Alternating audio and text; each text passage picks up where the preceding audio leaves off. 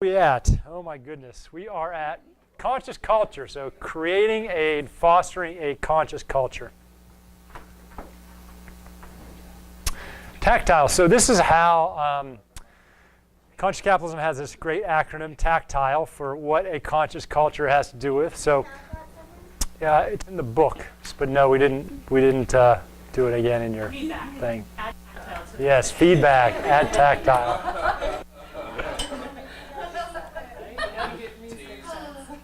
We're going to go through these and some of the the questions, flesh a lot of these out, a lot of these important ones out. And when we talk about conscious culture, anybody read Drive by Daniel Pink? Yep. Can you give a good synopsis of what Drive was about? No? Fair enough, fair enough. It's not as fresh. I read it about like 2 Yeah. years ago. So what Drive is, it's one of these cool books where they research something that we think we know the answers to. In this case, what drives people. And then what it turns out what drives people isn't normally what we traditionally have thought of. For example, a lot of us think that like salary drives people, how much money drives people. Well, they found that's not true. That's a very short-term way to incentivize people. He breaks it down, Daniel Pink breaks it down into 3 things: mastery, purpose, and autonomy. And conscious capitalism references this book because this is how we organizationally put in mastery, purpose, and autonomy into our organization. And I just want you to keep that in mind as we go through these things. So when it talks about compensation, benefits, and wages, here's a couple things. There's a thing called a living wage. Anybody, have you heard of living wage before? Yes. Yep. Can you give a quick definition of what living wage is? Sure. The amount of money you need to live. Yes. And in this case, it's the living wage, for example, for Orange County is $14 an hour, San Diego is $12.72, LA is $12.44.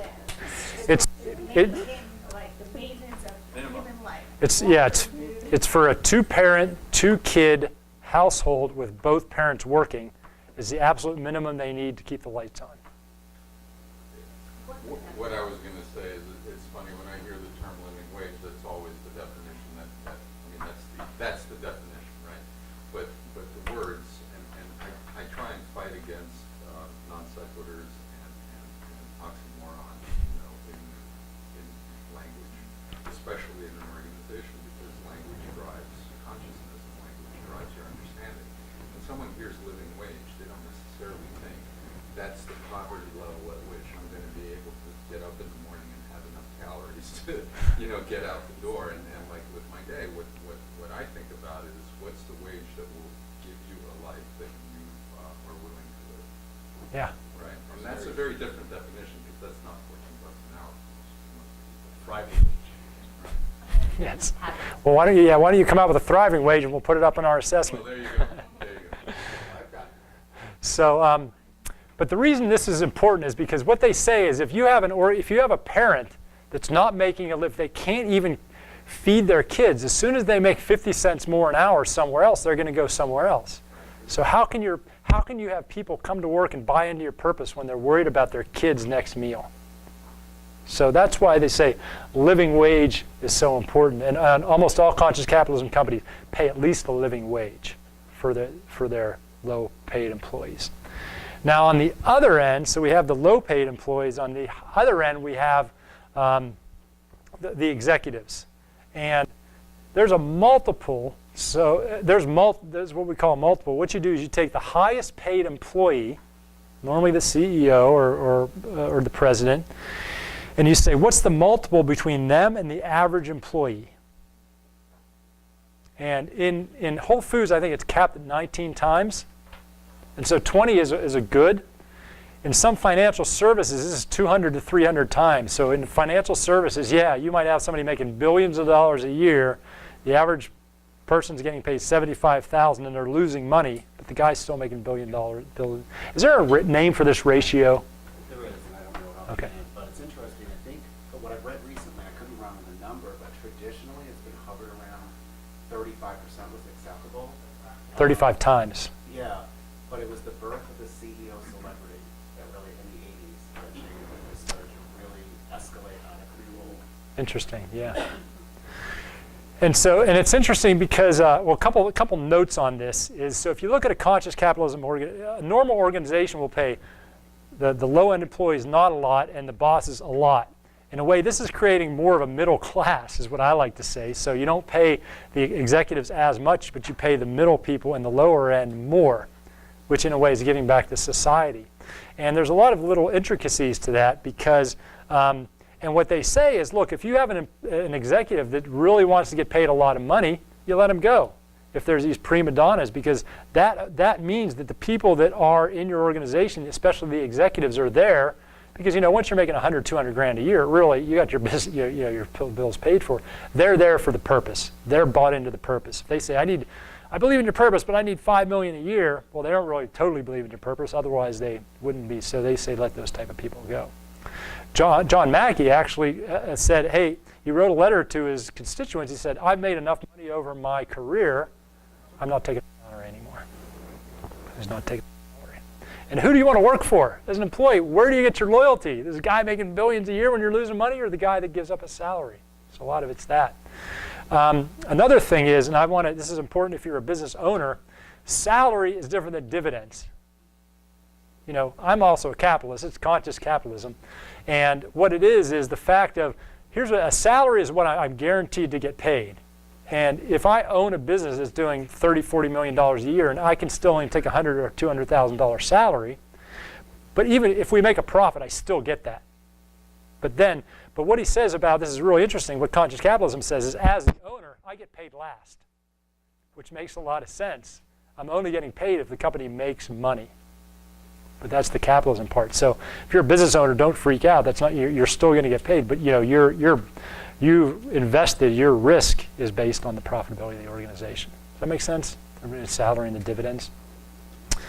Any other things about those compensations? Yeah. Well, I think it's really important that the multiple is based on the wages plus the other stuff. Benefits. Because Yeah.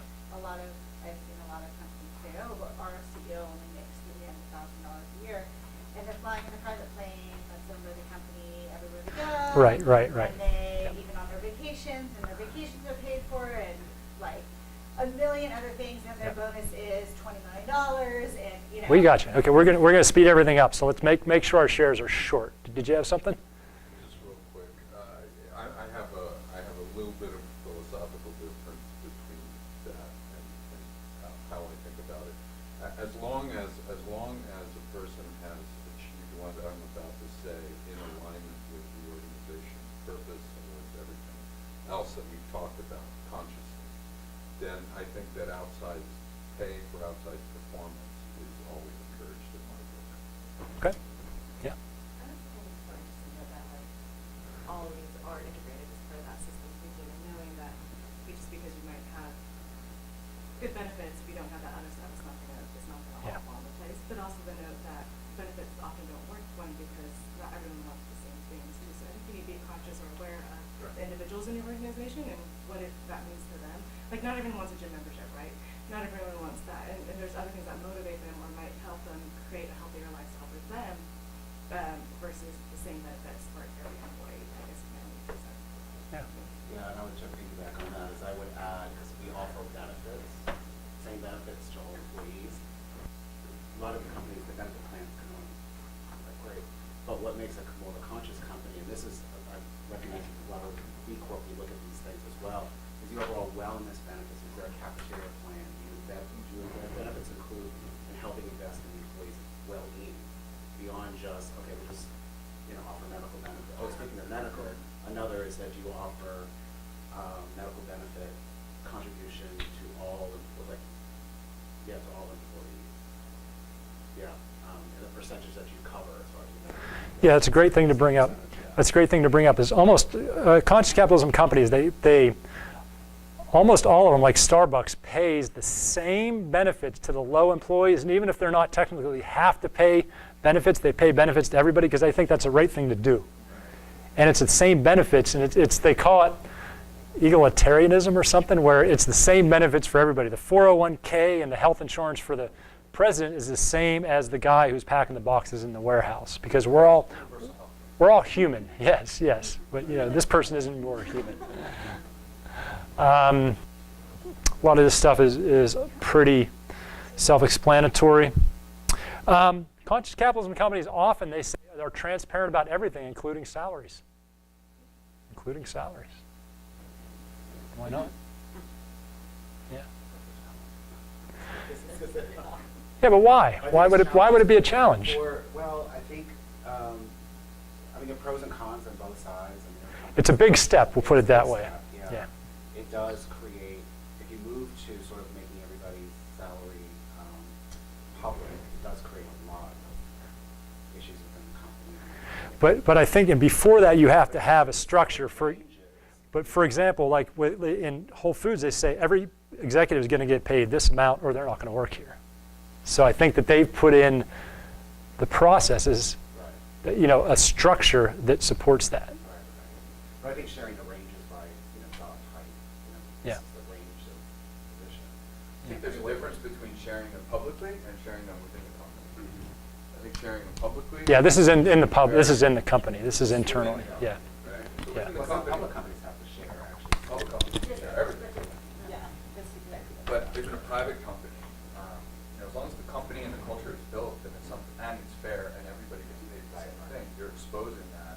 Even at TGG, county managers made something, CFOs made something, and that was it. Working your way up.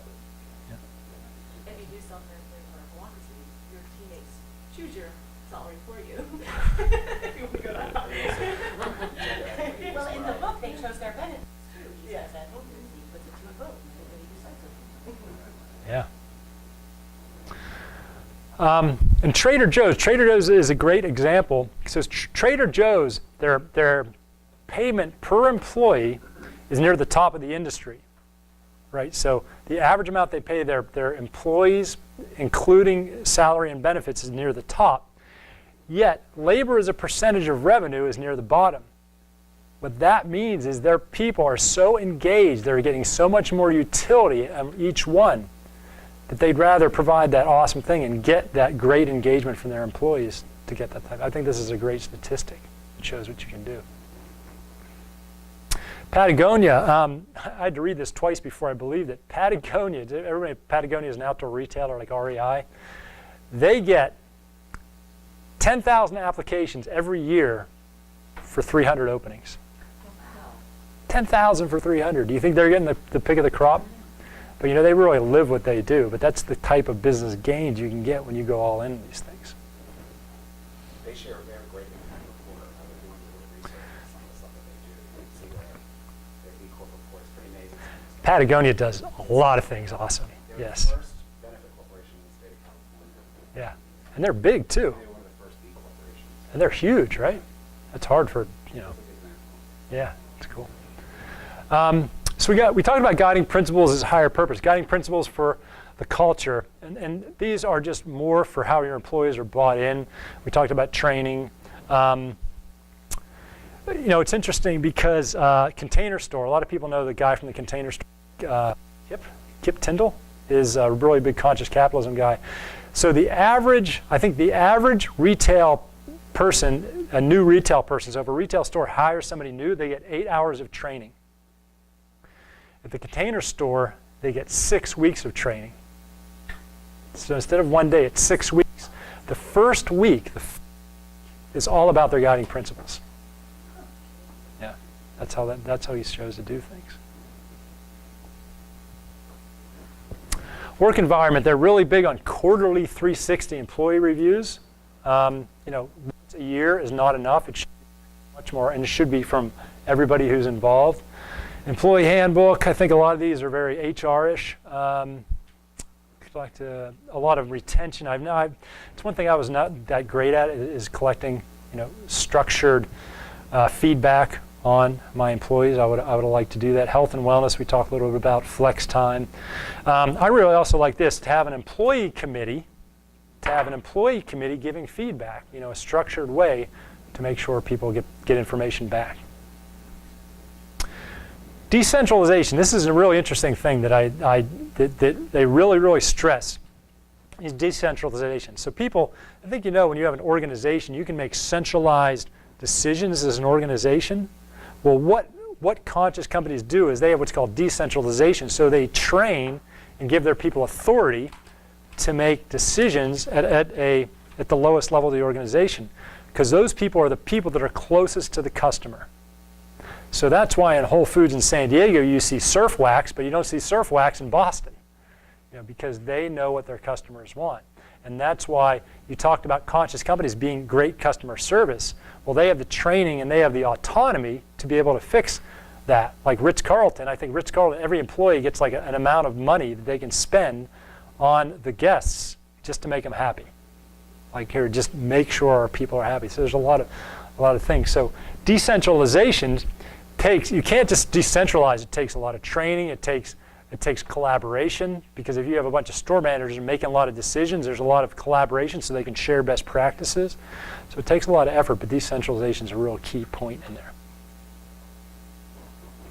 So what do you get when you have a conscious culture?